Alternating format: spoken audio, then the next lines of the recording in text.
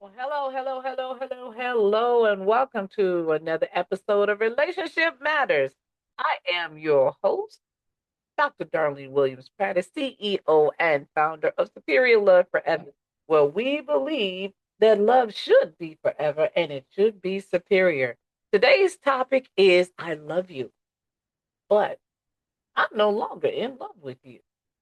Now, I'll repeat that for the people in the back because I know sometimes it's a little hard to hear me. I love you, but I'm no longer in love with you. Have you ever heard or maybe even said those words? I mean, what does that really mean? Honestly, is it an escape? Is it a cry for help? What is it? Is it something deeper? Well, we're going to get into that and we're going to talk about that for a little bit. And I will look forward to getting you all's thoughts and concerns and what's going on because you know what? You do matter. What's going on here, what's being said, it matters. It matters a great deal more than people truly understand. When someone says that to you, it's like, where do your thoughts go? They go to, wait, is it over? Or what are we doing? Where do your thoughts go? I'm just really curious. You drop that in the comments because I really want to know. I want you to sit with that for a minute though. Have you ever heard those words from somebody or said them? And what did it really mean? Did it mean, hey, the relationship is over, we got nowhere else to go? Or did it mean something else? And you assume. And as you listen today to the show, I want you to drop your thoughts, your comments, just drop it all in there because everything you do can help somebody else get through whatever they're going through. We're here on YouTube where millions and millions of people come and they read comments, a lot of comments, and sometimes those comments are extremely helpful to others. So tell me what you believe it means. Tell me what you think. Tell me if it's ever happened to you. You've ever said it. But you know what? Here's an extra bonus. Say where you're talking to me from. Let's have a whole conversation about this. Drop it in there.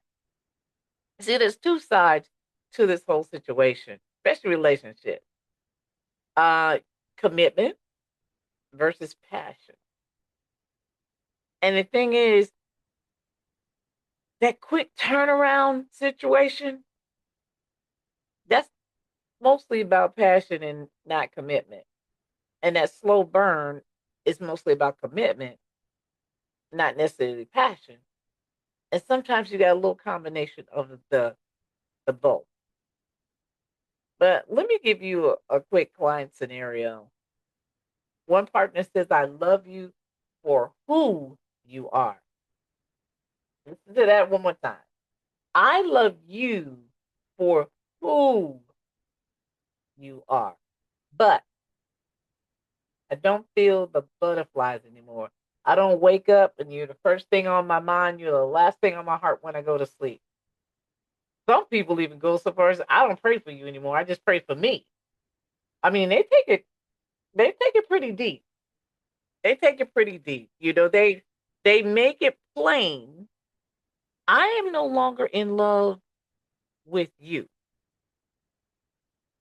And what that elicits oftentimes is silence. The person is stunned. They came out of nowhere. Sometimes you get that when you're arguing. That's even worse, by the way. That's worse. You're arguing, and the person says, well, I'm no longer in love with you. They skip the other part. They skip the I love you because they're mad. Their emotions are heightened. And everybody on that stage is wondering, is their relationship ending or is it something else? So is love enough if the spark is gone? See, most people think the spark is intimacy. It's not. It's not. It goes way beyond that. People who have been married 60, 70, 80 years who die married because that's what they just wanted, that one partner. People who've been married 15, 20, 30 years. Hell, people who've been married for 7 years. Sometimes there's just the energy between them that they can be in a room.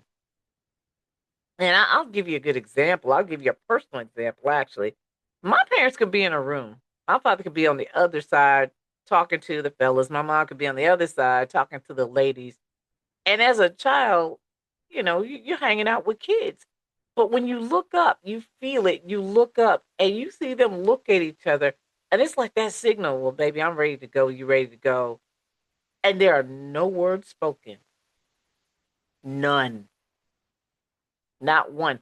And it's not this nefarious kind of look. It is a look of more like, um, I love you. I just want to be with you right now because there's too many people around. And that look is different. And no one else can read that except for your true partner. Is love enough if the spark is gone? I mean, people say, I love you, but I'm not in love with you anymore for a myriad of reasons. Like I said, job, kids, routine, neglect, intimacy, emotional fatigue. But they also have growing apart versus intentional neglect. And that becomes more like fear of conflict. I just don't want to deal with you anymore. You think that you're always right. This whole thing of back and forth banter that it's not bringing you closer, it's pushing you farther. Interference, other people's interference, can also create this issue. So instead of just being direct, they give you the vague exit line. I no longer love you. I'm not in love with you anymore. Ooh, that thing. But they're not giving the explanation. Growing apart versus intentional neglect is someone not being vulnerable anymore. But here's a thing. Sometimes it's a code. It's not always detrimental. Sometimes it is a code. I no longer want to fold laundry with you anymore. I hate folding laundry. Well, please, please, please, please, please, please do not kick me off our Netflix account. Or I don't want to go and clean the house with you on Saturdays from top to bottom, make it spick and span like your mama taught you to, because I wasn't raised that way. I want to lay in my bed because on my Saturdays, I lay in bed and watch cartoons. But instead of saying all of that, I love you, but I'm not in love with you anymore. Is there quick and dirty way of getting things done? Pun intended. Emotional connection and physical connection do not equal I'm in love with you. An emotional connection sometimes equals that. A physical connection very rarely, if ever, equals that. If all that keeps you two going is that physical passion, it's a cycle. Passion has cycles, attachment has cycles, which is why people lose the attachment, both physical and emotional. It has to be cerebral at some point. So let me ask you, can people fall back in love once they've fallen out? Think about that. Once the spark is gone, is everything gone forever? See, I want to know what you believe. I want to know what you think. I want to know how you feel about this.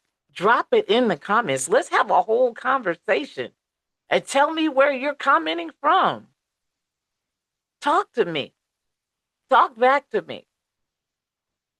So let me give you a quick mini exercise. And it's just, I promise you, it's really quick. 30 seconds. Text your partner. One thing you miss about them. One thing. Don't give them 10. Don't give them 12. Don't make it a whole thing. Hey, honey, you know the one thing I miss about you the most? And put an exclamation point, and then leave that pen right there. Don't take it any further. Let them think about, or as I would say, marinate on that. Have a conversation later. Just try it. I promise you, it won't hurt you. That one message could change the energy of your day, your evening, your week, your month, your year, because that person's like, oh, wait a minute, let me put that back into my salad so my baby can be happy about it.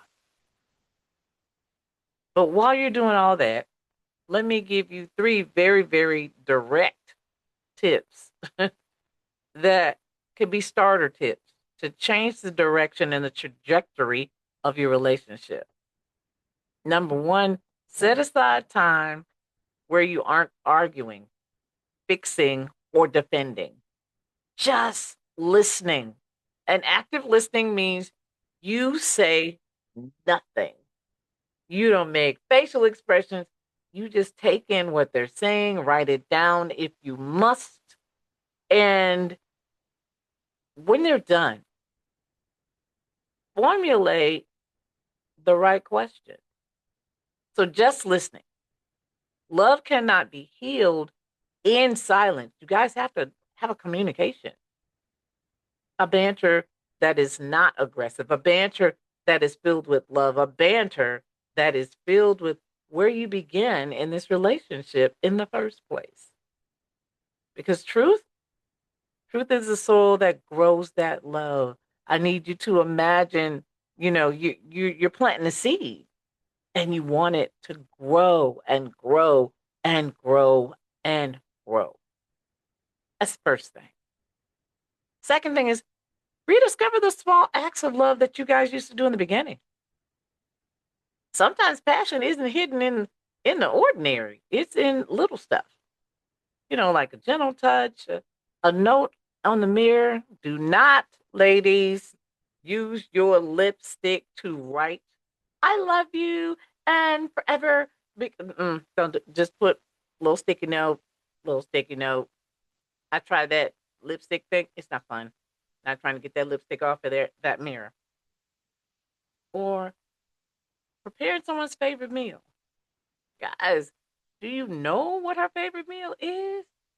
Are you willing to even go to Google or to what's that little ball name? Alexa or whoever, AI, to help you fix that girl's special meal? Those tiny moments. The moments that remind them, I see you. I see you. Finally, it's about recommitting. Ask one another, where are we going together? Let me repeat that question for the people in the back because I want to make sure you heard me. Where are we going together? Because love is not just staying, it's growing, going up, going out. It's making things work. Couples who share vision and do the heavy lifts together rarely lose their way because they know what the plan is. They do really, really know what the plan is. And they've sat down and they talked about it, and it's not nary fairy, it is realistic. Understand something, love is not only a feeling, it's a choice. We renew daily. The flame may flicker, but even embers can be stirred to life with care. If you've ever said or heard, I love you, but I'm not in love with you anymore, know this. Know this. Love is not lost. It's waiting for you to have courage, waiting for you to put in the effort, waiting for you to be willing, waiting for you to see each other. because the greatest love stories are never written in the beginning. It's in the choosing over and over and over and over again until the end. I choose you. I choose you to be my best friend. I choose you to be my partner. I choose you to be my ride or die. I choose you to be the person I sit up at night and eat ice cream with while the kids are sleeping so we don't have to share. I choose to be the one that we can drop the kids off and go sneak off and do something we really want to go do. And it's just us. I choose. If this episode has touched you, made you laugh, made you cry, made you think, even stirred up your spirit, hit the like button, share it, subscribe, and most importantly, drop your thoughts, your comments, your concerns, your feelings, your beliefs in the comments. Have you ever used these words?